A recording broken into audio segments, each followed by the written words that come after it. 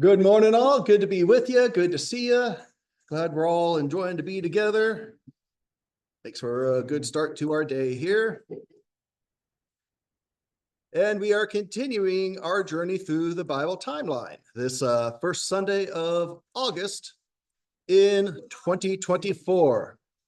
I think last week I said it was the last Sunday in June. No, it was the last Sunday in July. I guess yes. Guess I wasn't ready for time to be moving on. But looking at the Bible time, moving on, we are getting the timelines of the world that the Bible folks are dealing with from Egyptologist David Roll. And we will be getting our Exodus journey that we are about to embark upon from geographer Dr. Glenn Fritz through his writings and discussions. And so we are in the year 1446 BC. Zoom out here. Close that for the moment. In the year 1446 BC, and we are in the book of Exodus, chapter 12. We have arrived on the 40th day of the plagues, according to Dr. Floyd Nolan Jones. This brings us to the 15th day of the month of Abib, also known as Nisan on the Hebrew calendar. This is now the next day after the 10th plague and the last cursing on Egypt, the death of the firstborn and the devastation that came with that. Our calendar looks like it'd work out to be about Thursday, April 23rd of 1446 BC. And so the Israelites are here getting ready to embark on their journey, making it over to cross the Red Sea, the what's referred to as the Red Sea, which is actually nowhere in the Bible. In the Hebrew Bible, it doesn't say Red Sea. It says Yam Suf, which means sea of boundary or sea of ending. And so they'll cross here, go to Mount Sinai, and make their way up to the Promised Land. So that's where we are heading. Yeah, kind of interesting, huh? Yeah, that's interesting. But yeah, red is not the Hebrew, suf is not the Hebrew word for red. Yeah. What happened was the very first time the Hebrew Bible was translated, which was a couple hundred years before Jesus was born, it was translated into Greek. If you hear me talk about the Septuagint, that's what that is. That's the translation of the Old Testament from Hebrew to Greek. First time it was ever translated. And what they did was, and Dr. Fritz talks about this extensively in his books, the Gulf of Aqaba got forgotten about and was not widely known. There wasn't a lot of good travel and whatnot there and resources. All of society was, here's Greece and here's Turkey and here's Egypt. So this was kind of forgotten off to the side here. So when the Greeks here, who were actually in Egypt, making this translation of the Hebrew into Greek in the 200s BC, when they came across the Hebrew phrase Yam Suf, knowing it was the Sea of the Exodus, they thought and assumed it was the Red Sea because they knew the only other sea was the Mediterranean. So it never occurred to them that it was actually Gulf of Aqaba. They knew Yam Suf did not say red. They were just replacing the Hebrew. They didn't translate the Hebrew words. They just slapped the geographical name Red Sea over the name, the Hebrew name Yam Suf. The Hebrews never called it the Red Sea because it wasn't the Red Sea. Suf, S-U-P-H. Yeah, you have two words. Yam, meaning sea, Y-A-M, and then Suf, S-U-P-H. Yep. In the Hebrew Bibles, you will never see Red Sea. It's Yam Suf, sea of boundary or ending. It has nothing to do with reeds. Those who try to say that, oh, they just crossed a little shallow lake or something in the sea. No. This was a huge miracle of God, massive movement of water and whatnot, nothing short of that. So the Hebrews are here in this year, 1446 BC. And just a quick recap and refresher here from where we ended last week. Yes, resume. You're going to be slow. Well, I won't wait for you. I'm going to go over here and do it over because this will be faster than you. No. Here we are. Boom. And boom, and we are right back in business. So, wish I'd run that trick earlier. So, we are skipped on down here to where we have left off. Right here. So last week, we talked about Tanis from the movie Raiders of the Lost Ark. which was never lost. It's the city of Zoan here, mentioned in the Psalms as one of the places that the Hebrews lived in. As they weren't just limited to here, they were all spread out, but that was one of the places mentioned in the Psalms that felt the impact of the plagues and the Exodus and the Lord's deliverance. And also from here, we did a kind of a quick recap where we saw here's the expansion of the Israelites, and here are the Egyptian homes on the water here. So there's the population they had to deal with. Here is the field where Joseph's palace is under. Here they are excavating that field. And here is what they discovered was built there back in the day. The 12 tombs here, one given in a pyramid shape, which is Egyptian, but the man buried here was a Semite, not an Egyptian. And within this chapel and mortuary complex for this guy, they have the statue of the Semite with the Semite throw stick wearing a coat of many colors.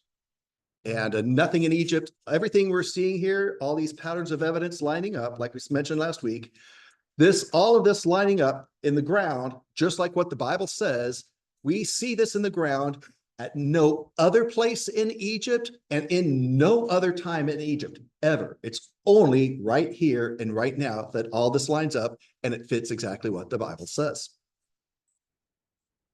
So at this point in time,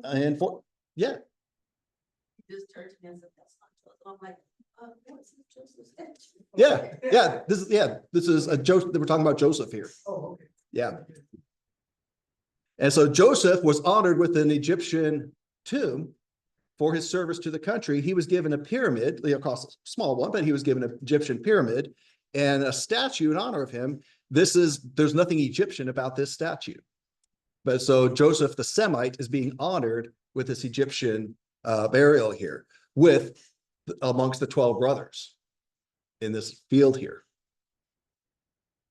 Yeah, he's on a seat. Yeah, if we could turn it sideways, we'd see he is exactly sitting down.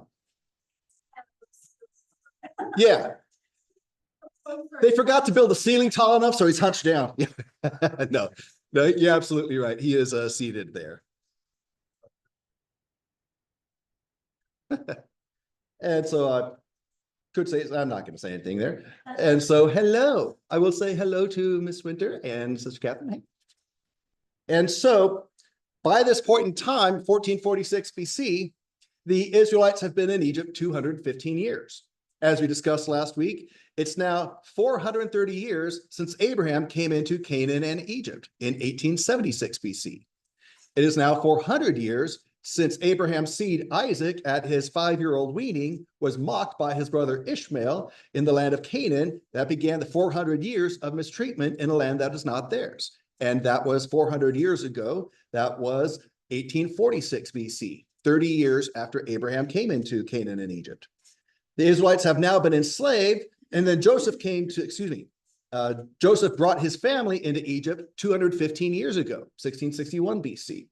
And they had started out good in Egypt. They've been enslaved in Egypt for 99 years, just about 100 years. So about 20 years before Moses was born is when the enslavement and mistreatment started happening. So we're in the Middle Bronze Age, the transition from Middle Bronze Age to A into B, the different levels there.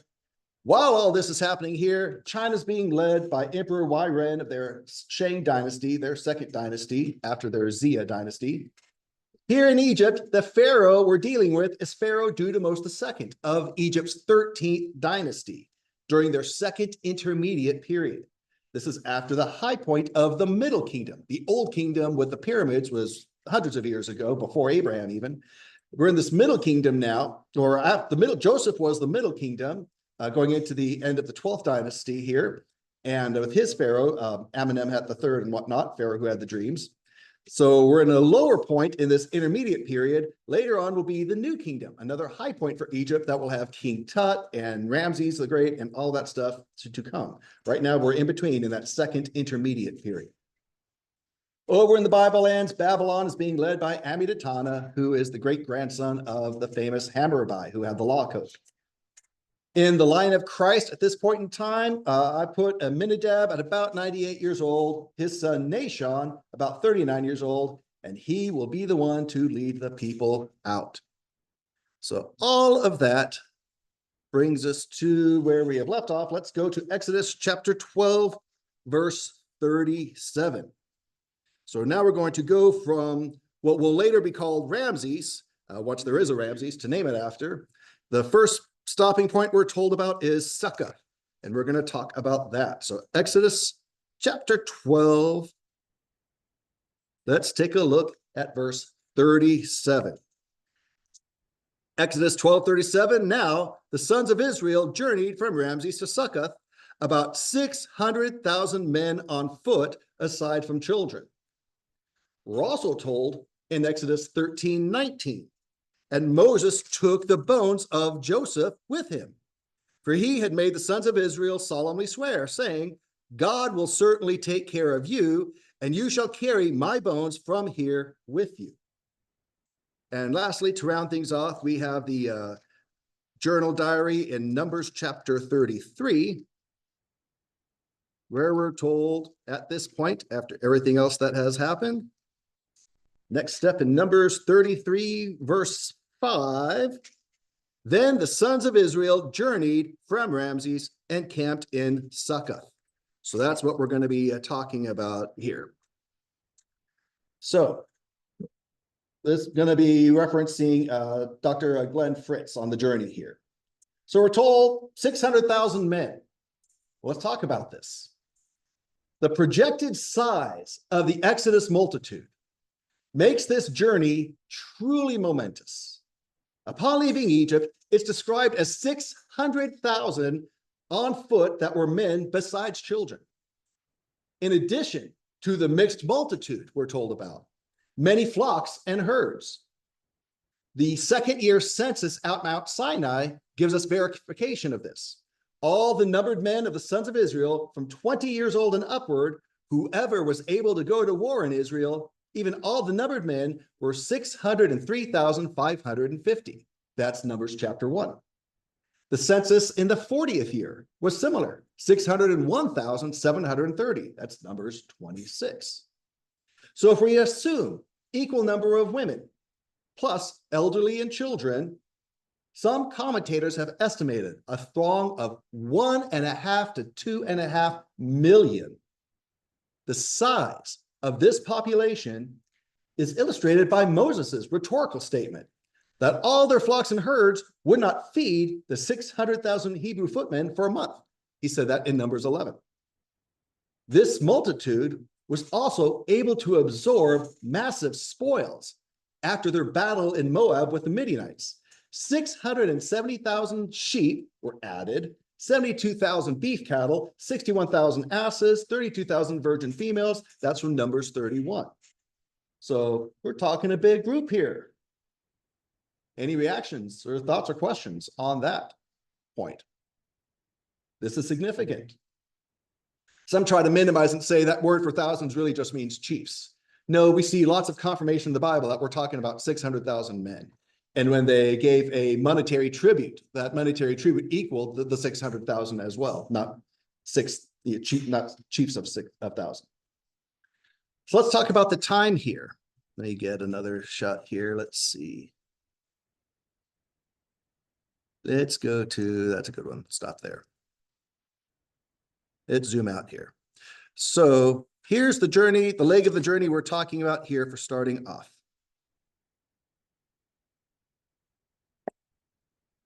Here they are in Avaris, and they're coming down to this area we're referring to as Succoth. So coming down there, it's about 23 miles on this first leg here. And again, just a quick zoom out. This is the journey they're going to be taking, crossing the sea and going to Mount Sinai. So we're talking about this little leg right here. Let's talk about this here. So the Bible, continuing with Dr. Fritz here, to get from here to here, the Bible does not specify the travel time between Egypt and the sea. However, up to 3 weeks may have been available based on the fact the wilderness of sin over here was entered on the 30th day after leaving Egypt. That's Exodus 16. This wilderness was encountered on the far shore of Yam Suf, about 10 days after the sea crossing. So if it took 30 days to get there and 10 days after crossing the sea, then it took about 20 days to get from the start of their journey to the other side of the sea. So maybe 18 days to get here and then the travel across the sea and all that. So we can estimate that interval of time based on the itinerary going from there. Let's talk about how fast they were walking. Some authors have rightly argued for a lower travel rate for these Hebrews in the Exodus, with the accompanying children, the sick, the herds. Balancing that, they were fleeing hastily, potentially hardened status of the enslaved Hebrews. They had labored 7 days a week. Once the Exodus began, they had little else to do but travel. Also keep in mind, the climate conditions were likely wetter and cooler than in modern times. If they were traveling about 15 miles per day, any potential sea crossing site could have been reached within 15 to 20 days. Mount Sinai, we're told, was reached 2 months after leaving Egypt from Exodus 19. So by day 60, they were at Mount Sinai. So there's a fair amount of time here to be accounted for. Again, the Hebrews could have reached any accessible point in the Sinai Peninsula within 3 weeks, traveling at least 15 miles a day. Must be remembered, the Hebrews traveled both night and day, likely hurriedly, at least until the destruction of the Egyptian army. So the 30 days that are between Egypt and the wilderness of sin, from Exodus 16, verse 1. Some have tried to say that, well, because Moses asked to go 3 days, or because we're not given all of the names of all the other campsites in between, that really the Mount Sinai must be only 3 days away from Egypt. Well, that just doesn't really fit. Why would it take them 30 days to get to the wilderness of sin or 60 days to get to Mount Sinai? So that just really doesn't make practical sense. So again, the Exodus route moved inland through the wilderness, leading to Yam Suf, Sea of Boundary. This biblical itinerary allows for at least 15 to 20 travel days to reach the sea. Even with children and herds, it is conceivable the Hebrews could have traveled 15 miles per day. So there's no reason to limit the Yam Suf to sites that are next to Egypt, which most theories have done. Hardly anyone in academia or scholarly worlds, hardly anyone, if they even accept any Exodus sea crossing at all, hardly anyone accepts it being this far away from Egypt. They'll say it's got to be a shallow lake or something right here next to Egypt, which doesn't fit the Bible. And therefore they toss out the Bible because it doesn't fit their thinking. So this 15 miles a day thing, how realistic is that? In the antiquity, in old times, a typical day's journey on foot was in the range of 15 to 20 miles or more, depending on road conditions, terrain, water availability. A historian named Herodotus from the 400s BC, he estimated a day's journey to be about 17 miles. Josephus, who's from the 1st century AD, he said the journey up here from southern Galilee, the southern edge of Galilee down to Jerusalem, 65 miles, that journey was done generally in 3 days on foot, 2 days by horse. So that's about 20 miles a day on foot over a well-traveled route there. Armies marching around generally march about 14 to 15 miles a day. Later Pharaoh from the New Kingdom, Pharaoh Thutmose III, who some also think might be Pharaoh of the Exodus, he crossed the northern Sinai Peninsula from Zyle over to Gaza in 9 to 10 days. That's 130 to 140 miles, so they marched 13 to 16 miles per day. This is kind of interesting. Roman legions, they march similar distances. They have their garrisons, their military posts are spaced 14 miles apart along what's called the Via Maris, or the Way of the Sea, on the Mediterranean coast here. 14 miles, that's a day's journey, so they can get to each post in a day's time. The army of Alexander the Great, you know, this guy meant business. They averaged 18 to 20 miles a day, and sometimes 45 miles when they were on a definite mission. Huffing and puffing, just walking to get the mail. right? But I guess if that was your, your main mode of transportation. Yeah. That seems like a lot, though. It is. Sister Peggy. Military stuff. Yeah. So would they be like keeping in step so everybody stays together and there's like no stop and start? Possibly would. I mean, even the military took breaks and rests and times of refreshment to keep going. It's not like, okay, we are going to walk nonstop for 14 miles. Yeah. Yeah, exactly. Dad's in control. Everyone go to the bathroom before you get in the car because we're not pulling off the freeway. We are getting to our destination at our appointed time. Yeah, exactly. No, but no, these are good things to be thinking about and trying to relate our experience to what these folks went through. Sister Minnie. Mission to one company. Ah. But just, no, 30 miles apart, because that was the day's walk. Exactly. That's a long walk. But again, on flatlands, yeah. Sister Roberta. Yeah. Even to Washington State, we traveled. I mean, I drove straight through. Yeah.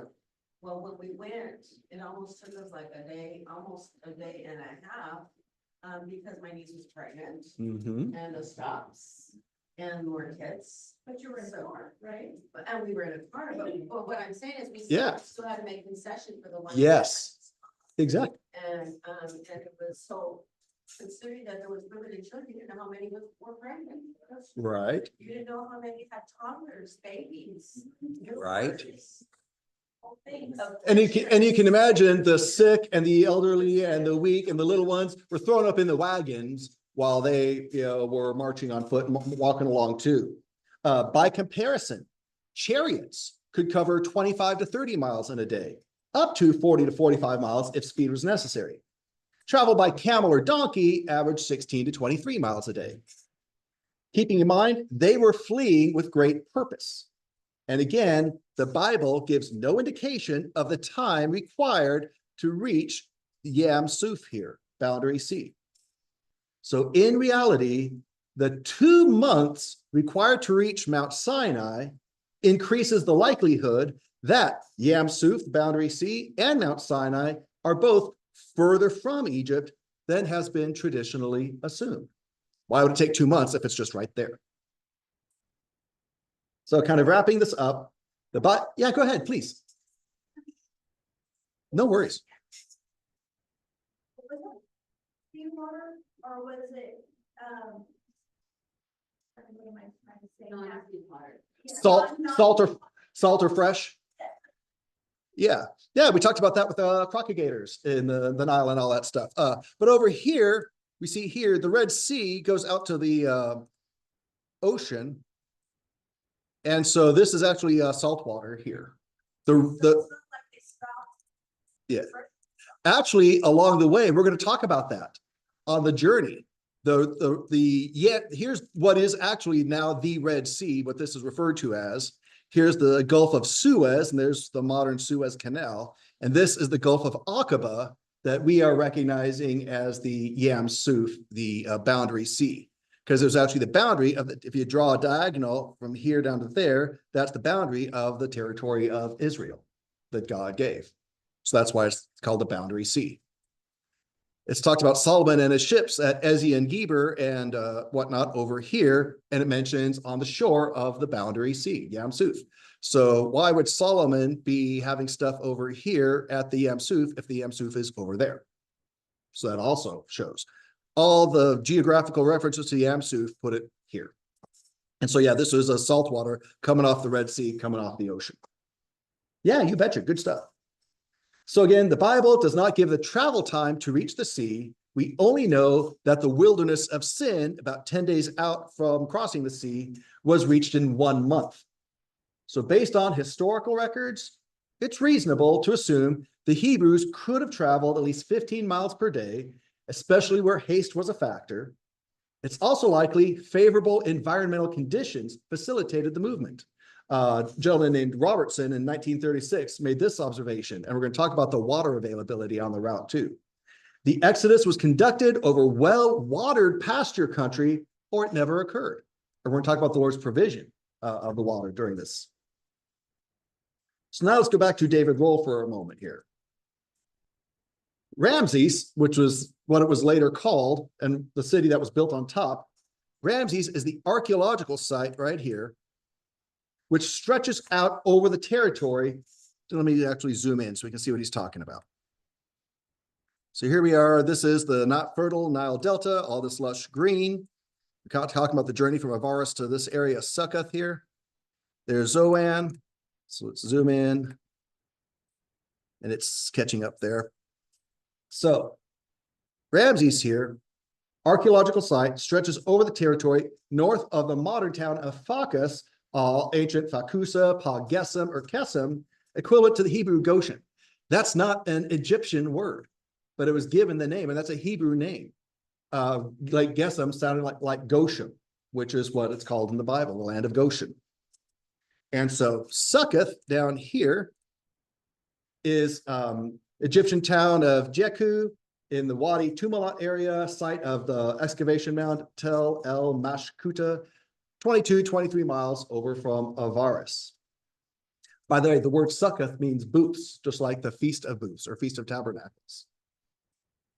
So this is David Roll's imagining putting this all together. And I'm intentionally taking our time with this because this is such a significant event. So here's David Roll's thinking on this. Moses, the Israelite leader, knew that time was of the essence. So let's get back to our thing here. Not going to wait for you. You go away. Boom. Boom. Boom. Boom.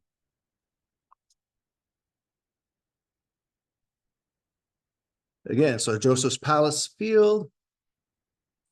In fact, you can go right here. So here's Avaris. There's Tanis, Zoan. We zoom in. There's Phakas, what we were talking about earlier. We zoom in right down here. Let's go all the way zoom.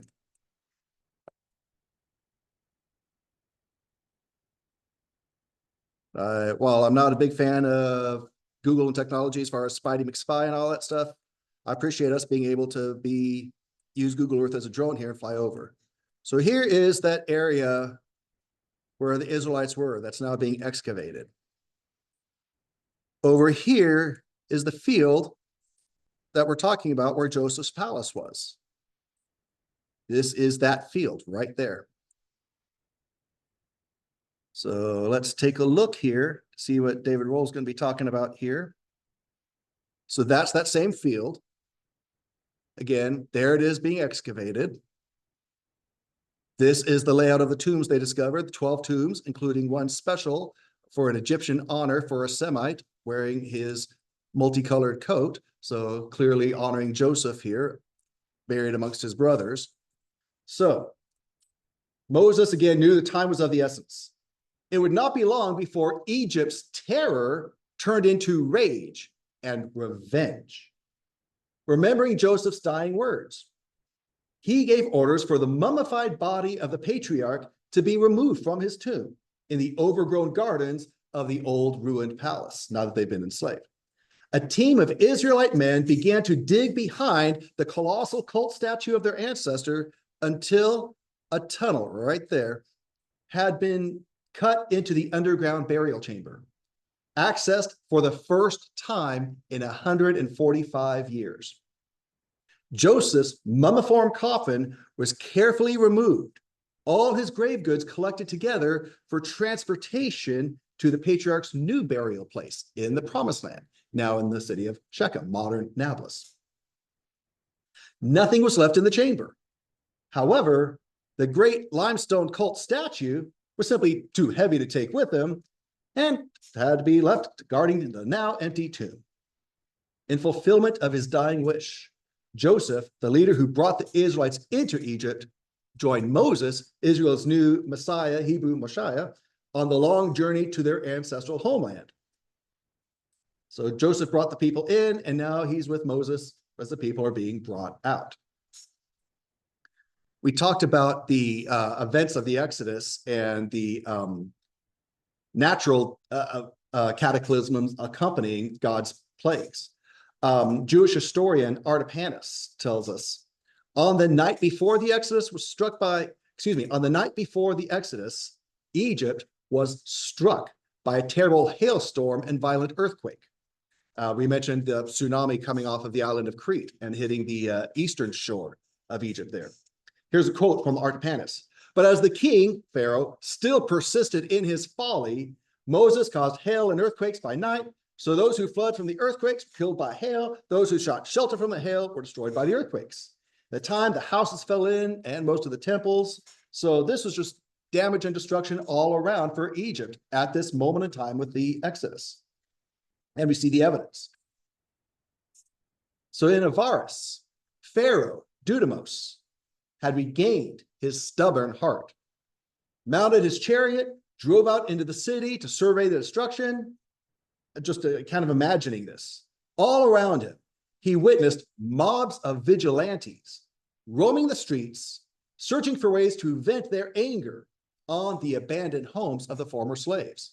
Have we had any riots in the last couple of years here in America with they were venting their anger and destroying property and whatnot? Yeah. At the nearby pyramid of Joseph, there was no longer any body to desecrate.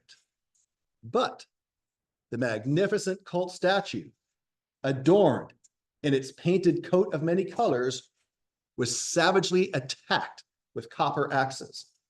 The head was smashed from the body and rolled down into the tunnel. There it is right there. The tunnel leading into the burial chamber dug by the Israelites just 24 hours earlier. It was to be found there where it had lain for over 3,000 years. Found by an Austrian excavation team led by Professor Manfred Bietek. They discovered this in 1987. Now, as the excavators began to clear out the interior of the plinth foundation that supported the pyramid of Joseph, they came upon the rectangular mud brick chamber, roofed over by a roughly circular dome, also constructed of mud bricks. The chamber lay below the foundation level of the pyramid and chapel when the floor of the vault was reached. This Austrian excavator, Manfred Bietek, he was surprised to find the tomb was almost completely empty. There were some tiny fragments of bone, which may not have been human, some small pieces of limestone. In every other grave in the cemetery, in spite of the deprivations of tomb robbers, the broken remains of the numerous grave goods were found surrounding the fossilized skeletons of the deceased. And this is what amazes me on a human personal note here. As they dug these graves and excavated here, they have the skeletons of, if this is really what we're seeing and it's all lining up, they have the skeletons of Joseph's brothers. Fossilized. I mean, this just fascinates me. I mean, they could do DNA studies on it, all this stuff, but it's not being recognized for what it is. So there's that, but let's, yeah. Sorry, so you said it's not being recognized for what it is. So who has possession? Who is over this? Who's overseeing? Well, there are different authorities with the government of Egypt allowing the excavation and whatnot, and it's from Austria, the team that's doing the excavating. This land is owned by a farmer. And that's why every season when they're in there digging, they have to put it all back. And so he can do his farming again in his season. Wait, they cover all that up? Those buildings? All those buildings are, unfortunately, archaeology and excavating is destruction because you have to destroy to get down further. That's a mock-up. This is a computer. This is CGI. Oh. This is, yeah. That's what the uncovered. Yeah, no, this is not a picture because this is all buried. Okay. Yeah, this is all buried. So this is what they found as they were digging and excavating here. So the statue, both the statue and this cemetery, they're all artist renderings. That's an artist rendering. This is, Like that? Sister Diana is exactly right. This is what they found. So they don't let them remove it. Well, no, but the head is in a museum and of the statue here.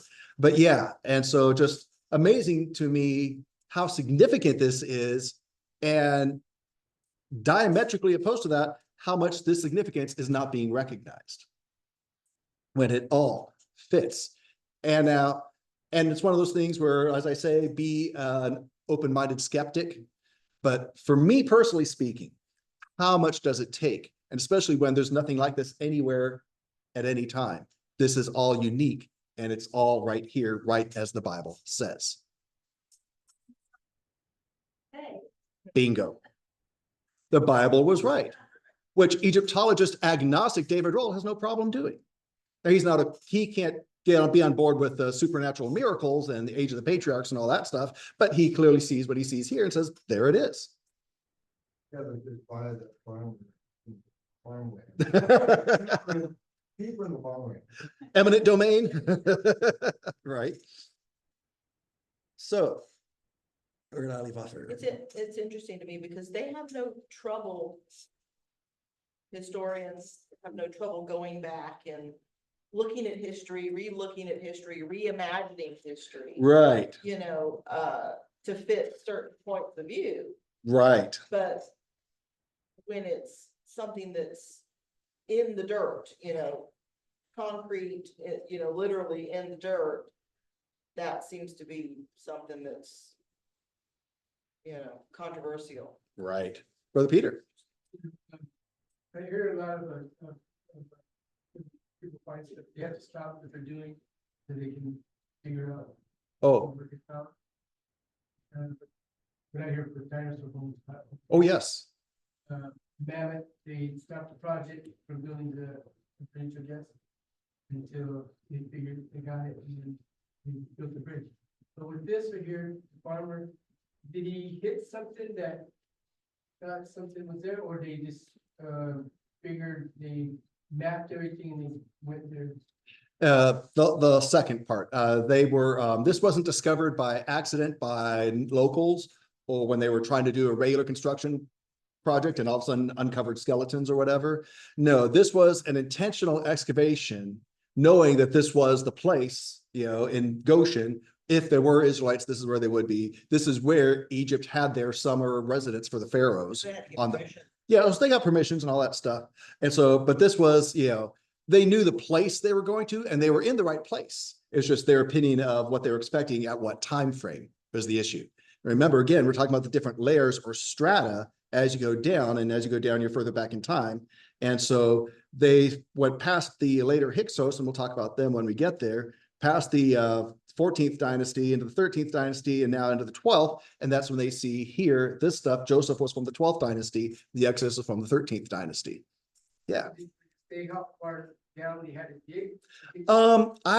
I'm sure that's documented. I actually have a PDF of a release from Manfred Bitek on some of his finds there, but I don't know off the top of my head how deep this is because I would. Which I'd be happy to share with anyone interested. Yeah. Great question. Note to self, how far are they? Graves cemetery, how it was amazing from one year to the next. The graves would just literally sink down and we would have to dig them out, you know, I mean, and of course, these are graves that are, you know, 150 years old. Versus 3,000. Yeah, so everything everything builds on top of everything, you know. Yeah. So a lot of history. Yeah, Joseph died in 1591 BC. So add 2024 to that. Yeah, this is over 3,500 years old. So here's Manfred Bitek doing his excavation. He sees the bodies of the skeletons of the brothers, but he gets to this one with all its ornamentation, but he doesn't see a body here. No body and no grave goods. The burial chamber has been stripped clean. So that's when they discovered that this robber's tunnel had been cut from the chapel down into the east wall of the burial chamber so the body and grave goods could be removed. Now, all the signs pointed to a careful clearance of the vault rather than the usual ransacking. This reopening of the tomb had taken place while the chapel was still in use, before the later occupation levels covered the tomb. It looks as if somebody had removed the body either before or during the abandonment of Avaris at the end of Lair Stratum G, puts it right at mid-13th dynasty. The new settlers of Stratum F built their houses over the Stratum G cemetery, and in so doing so probably destroyed the chapel and the pyramid. So let's close looking at this. I know it looks like something from Mario Brothers, but the head was in a forlorn state. Some vengeful, anonymous individuals in antiquity had attempted to cleave it in two, the scar of violent blows clearly visible on the crown of the head. The face was in a similar state of devastation. The nose had been smashed off, and the inlaid eyes gouged out. Whoever was responsible for the destruction of the tomb owner's statue had clearly been wreaking vengeance on the memory of the deceased. We can guess who the perpetrators might have been. When Joseph's body was removed from his Egyptian tomb, Egypt, the Black Land, the Red Land's the desert, the Black Land is where they live, had recently succumbed to the wrath of Yahweh. Its Pharaoh, the living God of the Egyptians, humiliated and bowed. Following the exodus from the land of Goshen, the main Israelite settlements were substantially depopulated, as we see the case of the end of Stratum G at Avaris. Those who remained were the Egyptians living in the towns. Exodus 12, 35 to 36 tells us these unfortunate neighbors of the Israelites, their former taskmasters, were robbed of their valuable possessions, whilst they were still reeling from the devastating effects of the Exodus plagues. In fact, even beyond that, they said, here, take it.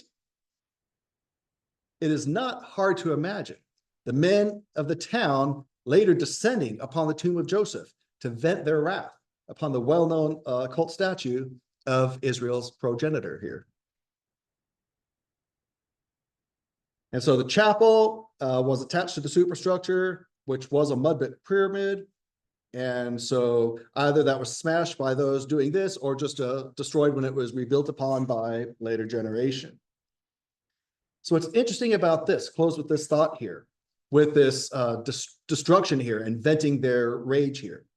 It's around this time that collections of interesting curse texts were recorded on clay figurines and pottery, which were then smashed to activate a spell of destruction against Egypt's enemies.